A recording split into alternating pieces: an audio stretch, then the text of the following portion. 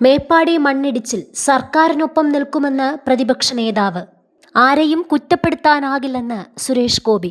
വയനാട് തുരങ്കപാത നിർമ്മാണ മേഖലയിലെ മീനാക്ഷി പാലത്തിന് സമീപമുണ്ടായ മണ്ണിടിച്ചിലിൽ പ്രതികരണവുമായി പ്രതിപക്ഷ നേതാവ് പിണറായി വിജയൻ.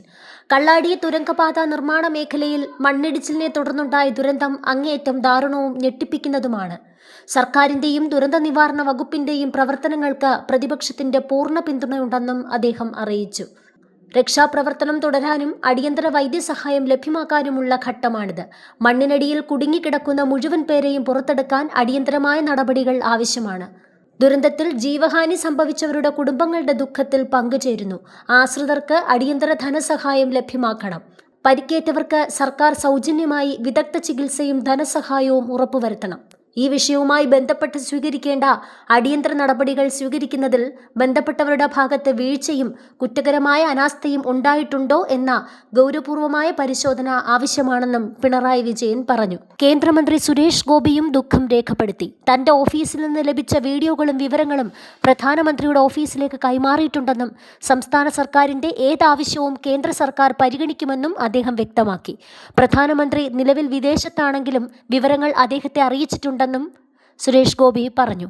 രാജ്യത്തിന്റെ വികസനത്തിനായി ആത്മാർത്ഥമായി പണിയെടുക്കുന്നവർക്ക് ഇത്തരം അപകടങ്ങൾ സംഭവിക്കുന്നത് കാണുമ്പോൾ വേദനയുണ്ട്.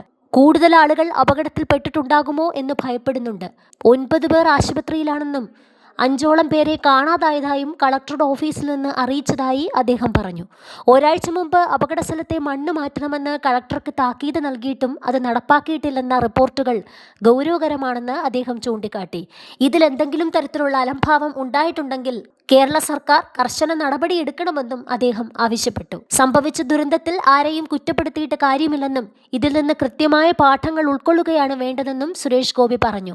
ഇത്തരം സംഭവങ്ങൾ ഇനി ആവർത്തിക്കില്ലെന്ന് പറയുന്നതിനപ്പുറം ആവശ്യമായ കരുതൽ നടപടികൾ തുടർന്നുണ്ടാകണം. നിലവിൽ സ്ഥിതിഗതികൾ സംസ്ഥാന സർക്കാരിന്റെ നിയന്ത്രണത്തിലാണെന്നും ഏതെങ്കിലും സാങ്കേതിക സഹായമോ വിദഗ്ധ സേവനമോ ആവശ്യമുണ്ടെങ്കിൽ കേന്ദ്ര സർക്കാർ അത് നൽകാൻ തയ്യാറാണെന്നും സുരേഷ് ഗോപി വ്യക്തമാക്കി. വികസന പദ്ധതികളുടെ പരിസ്ഥിതി ആഘാതത്തെക്കുറിച്ചും സുരക്ഷാ മാനദണ്ഡങ്ങളെക്കുറിച്ചും എന്തെങ്കിലും പോരായ്മകളുണ്ടെങ്കിൽ മുഖ്യമന്ത്രി ഒരു സംഘത്തെ നിയോഗിച്ച് പുനർപഠനം നടത്തണമെന്നും അദ്ദേഹം അഭിപ്രായപ്പെട്ടു.